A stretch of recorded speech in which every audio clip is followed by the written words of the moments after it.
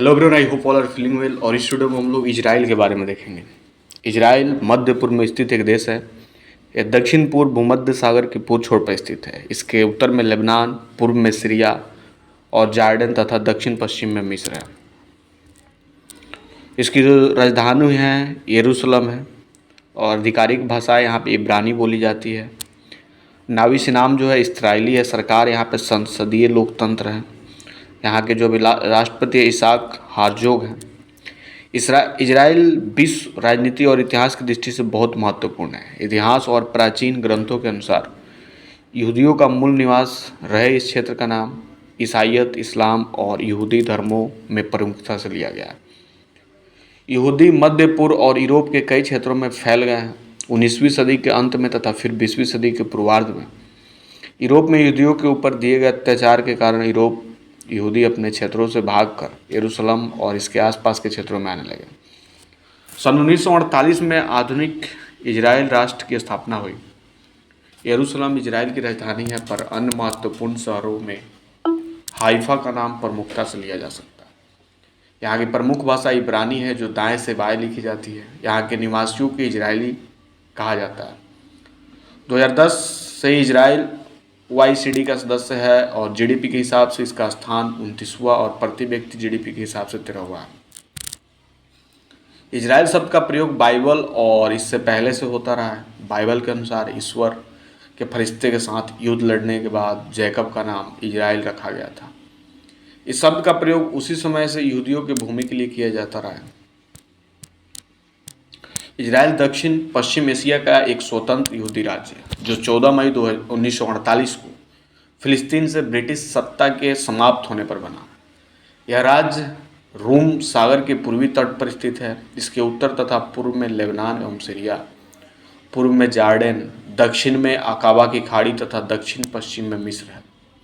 क्षेत्रफल जो है इसका 20,700 वर्ग किलोमीटर है और इसकी राजधानी तेल अवीव एवं हैफा इसके अन्य मुख्य नगर है। राजभाषा इब्रानी है। इजराइल के 3 प्राकृतिक भाग हैं, जो एक दूसरे के समांतर दक्षिण से उत्तर तक फैले हैं। रोम तटीय शहरों तथा फिलिस्तीनिया का मैदान है, जो अत्यधिक उर्वर है, तथा मक्का जो सब्जियों, संतरों, अंगूरों एवं केलों की उपज के लिए प्रसिद्ध है। गैलीलियो, समारिया तथा जुडिया का पहाड़ी प्रदेश है, जो तटीय मैदान के पूर्व में 25 से लेकर 40 मील तक चौड़ा है। इजराइल का सर्वोच्च पर्वत अटजाम यूं ही स्थित है। जजीरेल घाटी गैलीलियो के पठार को समारिया तथा जुडिया से पृथक करती है। यह तटीय मैदान को जॉर्डन की घाटी से मिलती है। गैलीलियो का पठार एवं जजीरा घाटी में समृद्ध कृषि क्षेत्र हैं, जो गेहूं, जौ, जैतून तथा तंबाकू की खेती होती है। समारिया का क्षेत्र जैतून, अंगूर तथा अंजीर के लिए प्रसिद्ध है। जॉर्डन रिफ्ट घाटी, जो केवल 10 से 15 मील चौड़ी तथा अत्यधिक शुष्क है, इसके जगत के स्थलखंड का सबसे नीचा भाग है। जॉर्डन नदी के मैदान में केले की खेती होता है। दक्षिण भाग में नेजेव नामक मरुस्थल है, जिसके उत्तरी भाग में सिंचाई द्वारा कृषि का विकास किया जा रहा है। यहाँ जौ, सरगम, गेहूँ, सूर्यमुखी सब्जियों एवं फल होते हैं। सन 1955 में नेजेव के हेरिटेज नामक स्थान पर इजराइल में सर्वप्रथम खनिज तेल पाया गया। इस राज्य के अन्य खनिज पोटास, नमक इत्यादि हैं। प्राकृतिक संसाधनों के अभाव में इजराइल की आर्थिक स्थिति विशेषतः कृषि तथा विशिष्ट एवं छोटे उद्योगों पर आधारित है। सिंचाई के द्वारा सूखे क्षेत्रों को कृषि योग्य बनाया गया, अतः कृषि का क्षेत्रफल सन 1969 से 70 में यहीं 10,58,000 एकड़ था। तेल अवीव इजराइल का प्रमुख उद्योग केंद्र है, जहाँ कपड़ा, काष्ठ, औषधि पैक, प्लास्टिक आदि उद्योगों का विकास हुआ। हैफा क्षेत्र में सीमेंट, मिट्टी तथा तेल मशीन, रसायन, कांच एवं विद्युत वस्तुओं के कारखाने हैं, जो जेरूसलम हस्तशिल्प एवं मुद्रण उद्योग के लिए विख्यात है। नथन्या जिले में हीरा तराशने का काम होता है। हैफा एवं तेल अवीव रूम सागर तट के पतन है। इलात अकाबा की खाड़ी का पतन है। मुख्य निर्यात सूखे एवं ताजे फल, हीरा, मोटरगाड़ी, कपड़ा, टायर एवं ट्यूब है। मुख्य आयात मशीन, अन्य गाड़ियाँ, काठ एवं रासायनिक पदार्थ है। द्वितीय विश्व युद्ध के बाद ब्रिटिश साम्राज्य ने स्वयं को एक विकसित परिस्थिति में पाया, जहां उनका विवाद यहूदी समुदाय के साथ 2 तरह की मानसिकता में बढ़ चुका था। जहां एक तरफ इरगुन और लोही नाम के संगठित ब्रिटिश के विरुद्ध हिंसात्मक विद्रोह कर रहे थे। वहीं हजारों यहूदी शरणार्थी इजराइल के शरण मांग रहे थे। तभी सन 1974 में ब्रिटिश साम्राज्य ने ऐसा उपाय निकालने की घोषणा की जिससे अरब और यहूदी दोनों संप्रदाय के लोग सहमत हों। संयुक्त राष्ट्र संघ द्वारा फिलिस्तीन के विभाजन को राष्ट्र संघ ने 181 घोषणा पत्र नवंबर 29, 1947 को मान्यता देगी, जिसके अंतर्गत राज्य का विभाजन 2 राज्यों में होना था, अरबी और यहूदी, जबकि जेरूसलम को संयुक्त राष्ट्र द्वारा राज्य करने की बात कही गई। इस व्यवस्था को जेरूसलम को सुपर इंस्ट्रक्टरम कहा जाता है। इस व्यवस्था को यहूदियों द्वारा तुरंत मान्यता दी गई। वहीं अरब समुदाय ने नवंबर 1, 1947 3 दिनों के बंद की घोषणा की। इसके साथ ही गृह युद्ध की स्थिति बन गई और करीब 2,50,000 फिलिस्तीनियों लोगों ने राज्य छोड़ दिया। 14 मई 1948 को यहूदी समुदाय में ब्रिटिश से पहले स्वतंत्रता की घोषणा कर दी गई और इजराइल को राष्ट्र घोषित कर दिया गया।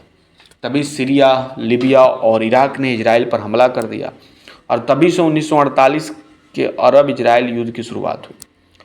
सऊदी अरब ने भी तब अपनी सेना भेजकर मिस्र की सहायता से आक्रमण किया और यमन की युद्ध में शामिल हुआ।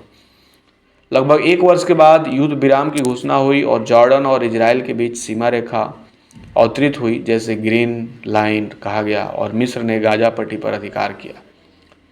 करीब 7 लाख फिलिस्तीन इस युद्ध के दौरान विस्थापित हुए। इजराइल ने 11 मई 1949 को संयुक्त राष्ट्र की मान्यता हासिल की। अरब समुदाय तथा मिस्र के राष्ट्रपति गमाल अब्देल समीर ने इजराइल को मान्यता दी कि 1966 में इजराइल अरब युद्ध हुआ। 1967 में मिस्र ने संयुक्त राष्ट्र के अधिकारी दल को सिनाई पेनिनसुला को बाहर निकाल दिया और लाल सागर में इजराइल की आवागमन बंद कर दी। जून 5, 1967 को इजराइल ने मिस्र, जॉर्डन, सीरिया तथा इराक के विरुद्ध युद्ध घोषित किया और महज 6 दिनों में अपने अरब दुश्मनों को पराजित कर क्षेत्र में अपनी सैनिक प्रभुत्ता कायम की। इस युद्ध के दौरान इजराइल को अपने ही राज्य में स्थित फिलिस्तीनी लोगों का विरोध झेलना पड़ा। इससे प्रमुख था फिलिस्तीनी लिबरेशन ऑर्गेनाइजेशन, जो 1964 में बनाया गया था। 1960 के अंत से 1970 तक इजराइल पर कई हमले हुए, जिसमें 1972 में इजराइल के प्रतिभागियों पर मुनिच ओलंपिक में हुए हमला शामिल है। 6 अक्टूबर 1973 को सीरिया तथा मिस्र द्वारा इजराइल पर अचानक हमला किया गया। इजरायली योम नामक त्यौहार मन रहे थे, जिसके जवाब में सीरिया तथा मिस्र को बहुत भारी नुकसान उठाना पड़ा। और 1976 के दौरान इजराइल के सैनिकों ने बड़ी बहादुरी से 95 बंदूकों को छुड़ाया। 1977 के आम चुनाव में लेबर पार्टी की हार हुई और इसी के साथ मेनाचिम बेगिन सत्ता में आए। तभी अरब नेता अनवर सदात ने इजराइल की यात्रा की, जिससे इजराइल मिस्र समझौते की नींव पड़ी। मार्च 11, 1978 में लेबनान में आए PLO के आतंकियों ने 35 इजरायली नागरिकों की हत्या कर दी और 75 को घायल कर दिया। जवाब में इजराइल ने लेबनान पर हमला किया और PLO को सदस्य भाग खड़े हुए। 1980 में इजराइल ने जेरूसलम को अपनी ही राजधानी घोषित किया, जिससे अरब समुदाय नाराज हो गया। जून 7, 1981 में इजराइल ने इराक का 16 परमाणु संयंत्र तबाह कर दिया था और इजराइल एवं प्रभु सत्ता संपन्न गणराज्य है, जिसकी स्थापना 14 मई 1948 ईस्वी के घोषणा के आधार पर हुई। 1949 ईस्वी में इजरायली संसद ने संक्रमण कानून पारित किया, जो सामान्य शब्दावली के माध्यम से संसद, राष्ट्रपति और मंत्रिमंडल के अधिकारियों की व्याख्या करता है। 1950 में संसद ने समय समय पर मूल नियमों को अधिनियमित करने का प्रस्ताव भी पारित किया था। यही अधिनियमित मूल नियम समग्र रूप में इजराइल के संविधान के नियामक है। संसद, इजरायली राष्ट्र एवं राष्ट्रपति के संबंध। इन मूल नियमों को क्रमशः 1958, 1960 तथा 1964 ईस्वी में पारित किया गया। इजरायली संसद को सर्वोच्च अधिकार प्राप्त और 120 संसदीय एवं एक सदनी संसद का चुनाव सार्वदेशिक मताधिकार के आधार पर अनुपाती प्रतिनिधित्व पद्धति से प्रति 4 वर्ष के लिए कराया गया। राष्ट्रपति राष्ट्राध्यक्ष होती है और सांसद 5 वर्ष के लिए इसका चुनाव करती है। प्रधानमंत्री के नेतृत्व में गठित मंत्रिमंडल संसद के प्रति उत्तरदायी होता है। मंत्री सामान्यतः संसद सदस्यों में से ही बनाए जाते हैं, लेकिन इनकी नियुक्ति सदस्योत्तर व्यक्तियों में ही की जा सकती है। पूरा 6 देश 6 मंडलों में विभक्त है। संसदीय निर्वाचन के साथ साथ स्थानीय अधिकारियों का चुनाव भी संपन्न होता है, जिनका कार्यकाल 4 वर्ष तक रहता है। 27 नगरपालिकाएं, 117 स्थानीय परिषद, 47 क्षेत्रीय परिषद और 674 गांवों का प्रतिनिधित्व करती है। इजराइल को आर्थिक और औद्योगिक विकास में दक्षिण पश्चिम एशिया और मध्य पूर्व में सबसे उन्नत देश माना जाता है। इजराइल की अत्याधुनिक विश्वविद्यालय और गुणवत्ता शिक्षा देश की उच्च प्रौद्योगिकी उछाल और तेजी से आर्थिक विकास को बढ़ावा देने के लिए जिम्मेदार है। सीमित प्राकृतिक संसाधनों के बावजूद पिछले दशकों में कृषि और औद्योगिक क्षेत्रों के गहन विकास ने अनाज और बीफ के अलावा इजरायली को खाद्य उत्पादन में काफ़ी हद तक आत्मनिर्भर बना दिया। 2016 में कुल 57.9 अरब अमेरिकी डॉलर का आयात किया गया था, जिसमें कच्चे माल, सैन्य उपकरण, निवेश सामान, कच्चे हीरे, ईंधन, अनाज, उपभोक्ता सामान शामिल है। 2016 में इजराइल का निर्यात 51.61 अरब डॉलर तक पहुंच गया। प्रमुख निर्यात में मशीनरी और उपकरण, सॉफ्टवेयर, कटे हीरे, कृषि उत्पादों, रसायन और वस्त्र को परिधान शामिल है। सॉफ्टवेयर, संचार और जीवन विज्ञान में अत्याधुनिक तकनीकों के इजराइल के विकास ने सिलिकॉन वैली के साथ तुलना को जन्म दिया। 2019 ब्लूमबर्ग इनोवेशन इंडेक्स में इजराइल ने 5वें स्थान पर है और जीडीपी के प्रतिशत के रूप में अनुसंधान और विकास पर खर्च में दुनिया में पहले। इजराइल में प्रति 10,000 कर्मचारियों पर 140 वैज्ञानिक, तकनीशियन और इंजीनियर हैं, जो दुनिया में सबसे अधिक है। इजराइल ने 2004 के 6 नोबेल पुरस्कार विजेता वैज्ञानिकों का उत्पादन किया और इसे दुनिया के प्रति व्यक्ति वैज्ञानिक पत्रों के उच्चतम अनुपात एवं देशों में से एक के रूप में स्थान दिया। इजराइल ने 2000 से प्रति व्यक्ति स्टेम सेल शोध पत्रों में दुनिया का नेतृत्व किया। इजरायली विश्वविद्यालयों को कंप्यूटर विज्ञान, गणित और रसायन विज्ञान में शीर्ष 50 विश्वविद्यालयों में स्थान दिया गया। 2012 में फ्यूट्रॉन के अंतरिक्ष अधमाकता सूचकांक द्वारा इजराइल को दुनिया में 9वें स्थान पर रखा गया था। इसके साथ ही इजराइल अंतरिक्ष एजेंसी वैज्ञानिक और वाणिज्यिक लक्ष्यों के साथ सभी इजरायली अंतरिक्ष अनुसंधान कार्यक्रमों का भी समन्वय करती है। स्वदेशी रूप से कम 13 वाणिज्यिक अनुसंधान और जासूसी उपग्रहों का डिजाइन और निर्माण किया गया है।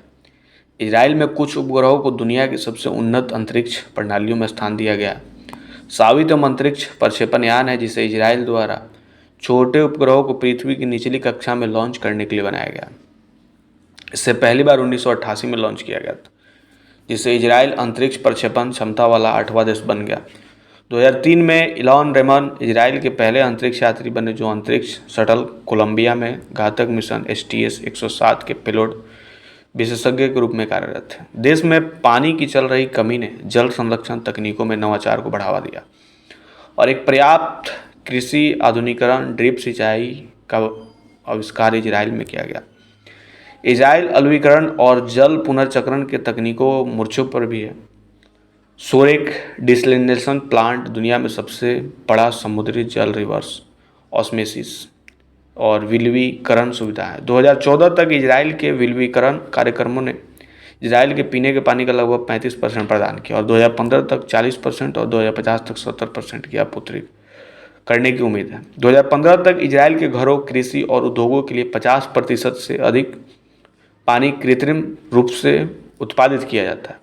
देश एक वार्षिक जल प्रौद्योगिकी और पर्यावरण नियंत्रण प्रदर्शनी सम्मेलन की मेजबानी करता है, जो दुनिया भर से हजारों लोगों को आकर्षित करती है। 2011 में इजराइल का जल प्रौद्योगिकी उद्यान सम्मेलन लगभग 2 अरब डॉलर का था, जिसमें उत्पादों और सेवाओं का वार्षिक निर्यात लाखों डॉलर में होता था।